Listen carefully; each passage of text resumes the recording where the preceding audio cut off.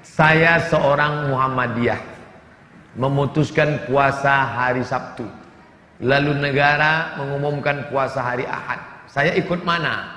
Jangan lagi sidang isbat itu diekspos sehingga semua nonton. Sidang isbat di ruang tertutup, mau kelahi antara NU sama Muhammadiyah, kelahi di ruang tertutup itu, tapi suara yang keluar tetap satu. Hisab, ilmu astronomi dengan ru'yah yang pakai itu dikombinasikan. Jadi hisab dengan ru'yah bukan dikonfrontir, ditabrakkan, tapi dikombinasikan. Maka yang mestinya keluar itu satu suara. Saya seorang Muhammadiyah memutuskan puasa hari Sabtu, lalu negara mengumumkan puasa hari Ahad. Saya ikut mana? Lalu kata yang datang dari kelompok ini, ati'ullah wa ati'ur rasul wa ulil amri minkum. Taatlah kepada ulil amri. Kata yang Muhammadiyah, ulil amri itu Din Samsudin, bukan Jokowi. Karena ini kan tidak diangkat berdasarkan surah. Coba tengok tafsirnya. Ulil amri itu ulama, bukan pemimpin. Ini demokrasi, kata dia. Kata yang satu lagi, kamu kalau nggak mau ikut presiden, bakar aja KTP-mu, bakar aja SIM, pergi tinggal ke hutan sana. Akhirnya kelahilah. Kenapa pertentangan ini terjadi? Karena sidang isbatnya diekspos. Akhirnya 2 tahun belakangan ini muncul ide, jangan lagi sidang isbat itu diekspos sehingga semua nonton. Sidang isbat di ruang tertutup, mau kelahi antara NU sama Muhammadiyah, kelahi di ruang tertutup itu, tapi suara yang keluar tetap satu. Itu yang terjadi di Mesir. Antara hisab, ilmu astronomi dengan ru'yah yang pakai itu dikombinasikan. Jadi hisab dengan ru'yah bukan dikonfrontir, ditabrakkan, tapi dikombinasikan. Maka yang mestinya keluar itu satu suara. Sudah terwujud 2 tahun ini bisa satu suara, karena waktu itu sidang isbatnya tertutup, nanti yang keluar adalah langsung satu kata. Dengan ini kami semua ormas sepakat bahwa besok adalah 1 Ramadan. Walaupun bisik-bisik di dalam katanya ini mereka Ustadz seperti arisan, untuk tahun ini Muhammadiyah, untuk tahun depan NU. Wallahu alam, betul atau tidak, tapi yang jelas mampu mempersatukan. Andai ini terjadi, satu, amat sangat baik, bagus, positif. Orang luar agama kita tidak membenturkan kita. Andai balik ke lagu lama, dibenturkan antara ormas dengan negara, ikut mana? Saya pribadi menyarankan istafti qalbak wa in aftakal muftun. Ikutlah apa yang engkau yakini benar menurut engkau, walaupun 1000 orang berfatwa, memberikan fatwa kepadamu. Fatwa yang dikeluarkan oleh Muhammadiyah benar, fatwa yang dikeluarkan oleh Majelis Ulama Indonesia benar. Titik. Persimpangannya di mana? Penetapan pada angka minimal. MUI, NU menetapkan angka 2 derajat. Jika 2 derajat, maka dia dapat dikatakan hilal. Bila kurang dari 2 derajat, 1,5 bukan hilal. Sedangkan Muhammadiyah angkanya rendah, 0,5 pun sudah dianggap sebagai hilal. Turki lebih tinggi. Turki menetapkan hilal kalau 6 derajat. 6 derajat baru hilal, 2 derajat tidak hilal.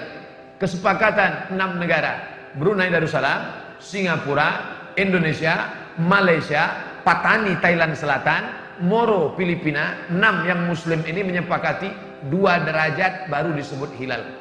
Kalau kurang dari 2 derajat bukan hilal. Tapi Muhammadiyah dia katakan 0,5 pun kalau sudah itu hilal, maka dia adalah hilal, maka boleh. Di situ letak persimpangannya.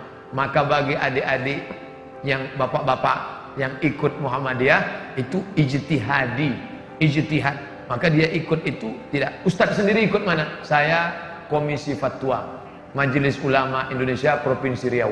Maka saya ikut hasil sidang Komisi Fatwa. Kalau Komisi Fatwa mengatakan berdasarkan penampakan 2 derajat besok puasa, maka saya ikut itu.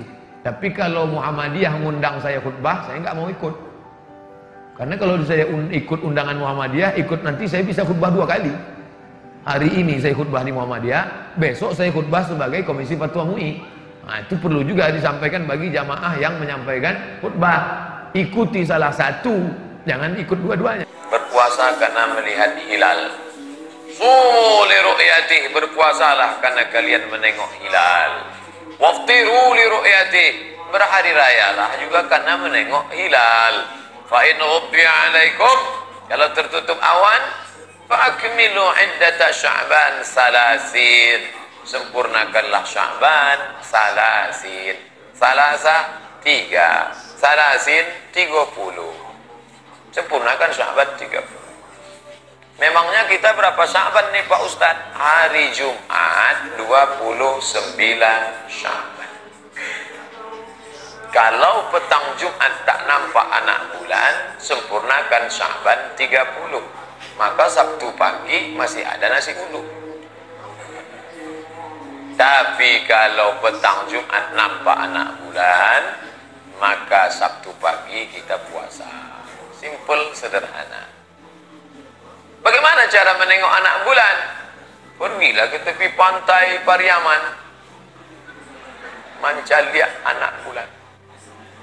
Lain nampak hilal tadi, yuk. Hilal nanda ke rumah awal. Maka kalau di gurun pasir, ini Maroko, ini Mauritania. Dari Maroko ke Mauritania ada gurun di tepi Samudra Atlantik, padang pasir. Namanya Sahara.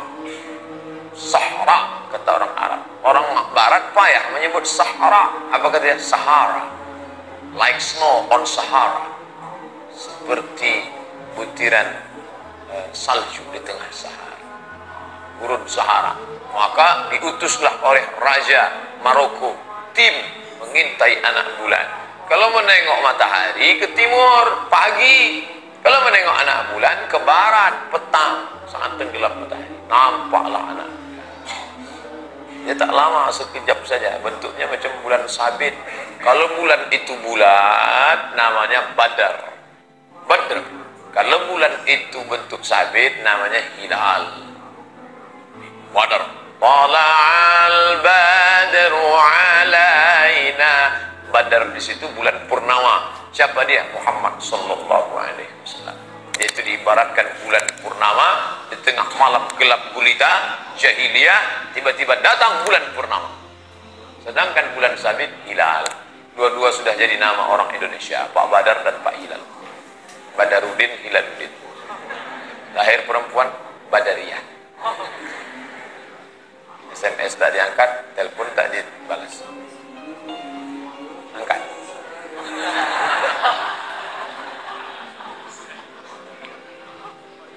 Nah, tapi kan Pak Ustadz sekarang katanya tak bisa menengok dengan mata telanjang, mata kepala ini. Maka dibantu dengan alat teropong. Ilmu yang mengatasi melihat ini namanya ilmu falak. Bahasa Arabnya ilmul falak. Di Fakultas Syariah UIN Suska dipelajari ilmu falak. Pakar ilmu falak Provinsi Riau itu Dr. Hajar Hasan, Dewan Syuriah NU Riau, masuk ketua MUI Riau. Sedangkan ilmu ini dalam bahasa barat disebut dengan astronomi. Bedanya dengan astrologi, kalau astronomi ilmu peredaran benda-benda planet, matahari, Neptunus, Merkurius, Pluto, Mars, peredarannya ini disebut dengan ilmu astronomi. Sedangkan pengaruh bulan-bulan terhadap nasib disebut astrologi. Yang didalami itu astronomi. Astrologi kafir. Wow. Bila Anda lahir saat pertemuan dua planet, rezeki Anda lancar, bintang Anda Taurus. Itu kafir itu. Karena rusak akidahnya kepada Allah. Datangnya dari mana? Dari Romawi kuno dan dari Yunani. Maka yang dipelajari itu adalah ilmu astronomi, ilmu falak. Jadi kalau ada kamu kuliah di mana? Di Bandung. Jurusan apa? Astronomi. Mantap. Oh, ngapain belajar astronomi? Masuk neraka nanti belajar astronomi. Untuk membantu dia yang tahu bagaimana azimut, berapa derajat di atas ufuk hilal. Ternyata setelah dipelajari, ini hari Jumat kira-kira jam 3 sore ketinggian hilal 8 derajat. 8 derajat.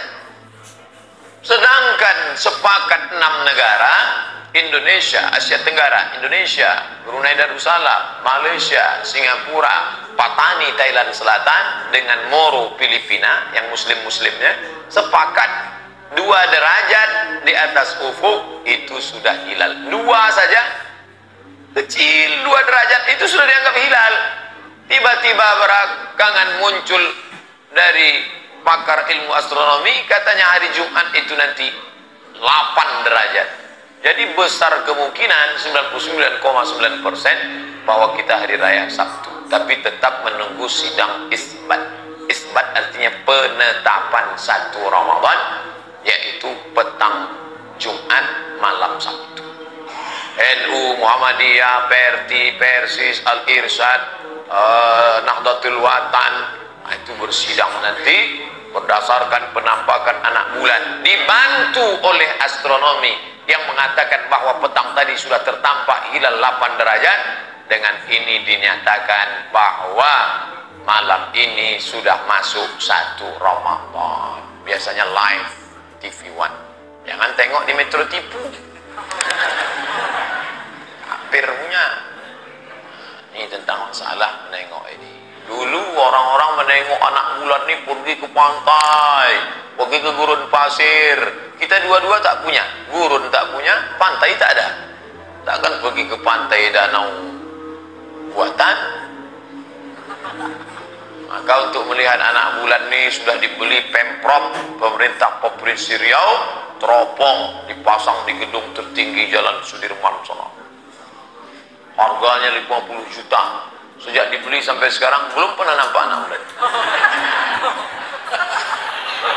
Nanti tengoklah, sore Jumat sudah banyak yang update status itu. Oh, sambil nengok anak bulan.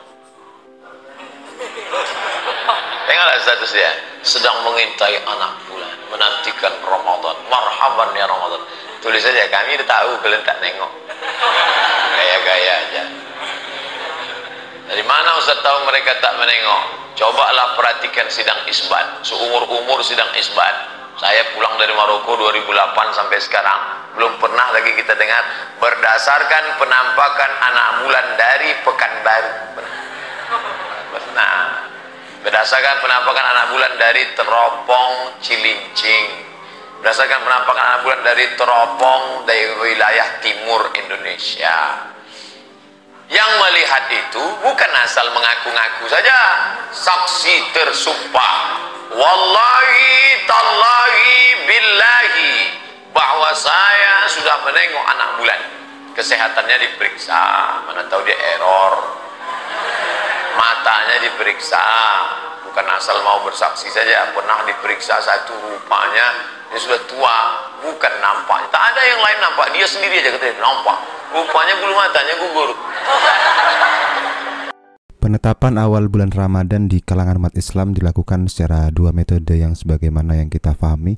2 metode utama ini yakni ru'yah hilal dan hisab. Kedua metode ini bertujuan untuk menentukan kapan bulan Ramadan dimulai. Namun keduanya memiliki pendekatan yang berbeda. Ru'yah hilal mengandalkan pengamatan secara langsung terhadap bulan sabit atau hilal yang terlihat setelah matahari terbenam pada malam ke-29 atau ke-30 pada bulan Sa'bannya. Nah, jika hilal terlihat maka keesokan harinya dimulai bulan Ramadan, artinya kita sudah wajib berpuasa. Nah, tapi jika tidak terlihat, bulan Sa'ban digenapkan menjadi 30 hari dan Ramadan dimulai pada hari berikutnya. Nah, yang kedua, ru'yah hilal ini metode yang lebih tradisional berdasarkan pada sunnah Nabi Muhammad SAW yang menganjurkan pengamatan langsung terhadap hilal sebagai tanda masuknya bulan baru. Para ahli dan atau petugas yang ditunjuk untuk melakukan pengamatan di berbagai tempat, terutama di wilayah yang memiliki visibilitas terbaik. Kelebihan dari metode ini adalah dapat langsung melihat fenomena alam yang terjadi meskipun terkadang faktor cuaca atau kondisi menghalangi para pengamat dalam mendapatkan akurasi penentuan awal bulan, khususnya di bulan Ramadan. Nah, di sisi lain ada yang namanya metode hisab. menggunakan perhitungan astronomi yang lebih ilmiah untuk menentukan posisi bulan dan matahari. Dengan menggunakan data astronomi yang canggih seperti konjungsi pada bulan atau posisi bulan baru, hisab dapat memperkirakan kapan hilal kemungkinan besar akan terlihat. Metode ini sangat berguna terutama di daerah yang tidak dapat melakukan ru'yah hilal karena cuaca buruk atau keterbatasan alat. Keunggulannya adalah akurasi dan konsistensi dalam perhitungan waktu, meskipun tidak mengandalkan pengamatan secara visual. Di Indonesia, Majelis Ulama Indonesia tentunya dan Kementerian Agama sering menggabungkan kedua metode ini dalam menetapkan awal bulan Ramadan maupun menetapkan Hari Raya Idul Fitri. Ru'yah hilal digunakan sebagai dasar utama, namun hisab juga diperhitungkan untuk memberikan kejelasan tentang waktu yang tepat. Terima kasih. Assalamualaikum warahmatullahi wabarakatuh.